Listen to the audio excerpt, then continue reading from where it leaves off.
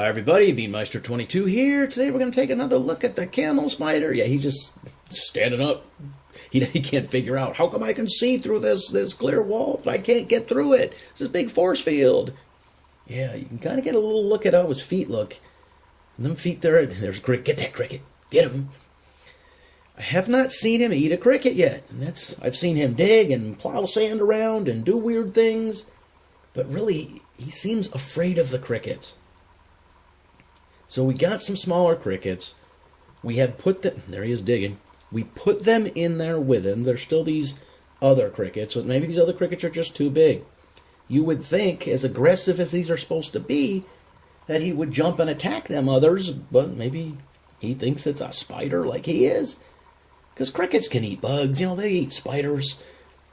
Yeah, they do. Crickets do eat spiders. But this guy, the bulldozer of the desert, this guy should be going right after him. But then again, see how big and bulbous his body is? He might already be full and, gut-loaded and all up and not hungry. And I've mentioned in other videos, he does a lot of digging, but he hasn't dug himself a den. And my buddy Waro, he said, yeah, maybe the sand's too loose, and that could be. It takes a while for the sand to kind of naturally compact itself. But this red sand is finer, and he should be able to be doing some digging. He moves things around quite a bit. He's like a bulldozer. He'll smooth out mounds. He'll dig little depressions and indentations. Maybe that's just what he likes to do. He's just doing things. And look at those marks in the sand. Those marks in the sand have occurred naturally, whether it's the crickets walking back and forth on him or him walking back and forth on it. You see the little footprints in the sand. But yeah, it just naturally made lines in the sand. That's some of the wood chips from his original packing container. And he goes to the corners, and sometimes he digs around, sometimes he looks. And I don't know what the range is out in the wild. That's the food dish with the crickets in there. They're hanging out with their food. Come on, get in there, and it's food dish. That might be cricket food, but them crickets is food for you. You'd think if he's going to dig a tunnel, this finer red sand, which I've already said I hate the color of it. I thought it'd be cool, and it's not. This finer red sand would be easier for him to dig in, but he really likes this coarse, loose sand. And I don't know if it's just because it's a high place, and he goes up to, takes the high ground, and that's why he goes up there, or, yeah, he's kind of the food dish again. And I don't know what the range is in the wild either. But yeah, he's a creepy little bug, I'll tell you that. Looks like this weird termite brain bug thing. And he is very mobile. He's always just zooming around and wandering around. He'll sit in one place for hours at a time, and then out of nowhere, he'll be zooming all around. So I went online, okay, and I wanted to make sure I understood how to take care of these. So they like it hotter in the daytime, which a lot of times they will hide because it's warmer, and they'll come out at night.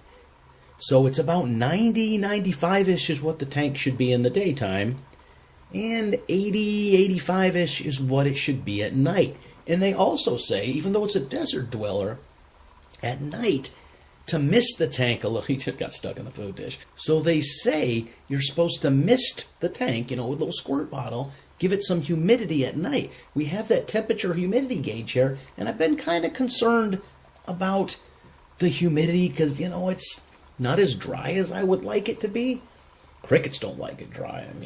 We find dead cricket. Come on, get that cricket. We find dead crickets in here, and I don't know if it's just because their food's dried up or they're dehydrating or what the deal is. Or maybe when I'm not around, he's there, biting them. I don't know. All right, I'm back. The phone rang, so I had to get it. So during the time that I wasn't here, he's fighting with that cricket. He's moved over to the food dish, and he's challenging a pretty good-sized cricket there. And I don't know if he wants to eat it or if he's just saying, hey, get out of my territory, you big bug. But he's he's thinking. Well, as they can. So he's kind of hiding there in the shade of the food dish in a little depression. Like I said, he'll dig himself a little depression, and he will just sit in there. But this is kind of weird because, he's dug that little bitty depression there. So I saw some movement over in the giant huntsman spider tank, so zoom the camera over there really quick, and nothing exciting going on there, so we'll come back and take a look. And look, he's dug himself under that food dish, and he's digging himself a little tunnel under the food dish. Very, well, I mean, it's a genius. Why dig your own tunnel and dig a whole house when you can just kind of dig in something? Kind of see him in there. It's really hard to tell, but he's under there. So this is the closest thing we have seen to him actually having a den, or more than just a hovel or a little hole to hide in. He's got himself a real house now. All right, so do you know anything about camel spiders? I know they're not really spiders, and they're not really camels. Go figure. Yeah. All right, so leave your comments in the comment section. I know I make myself laugh. As always, thanks for watching.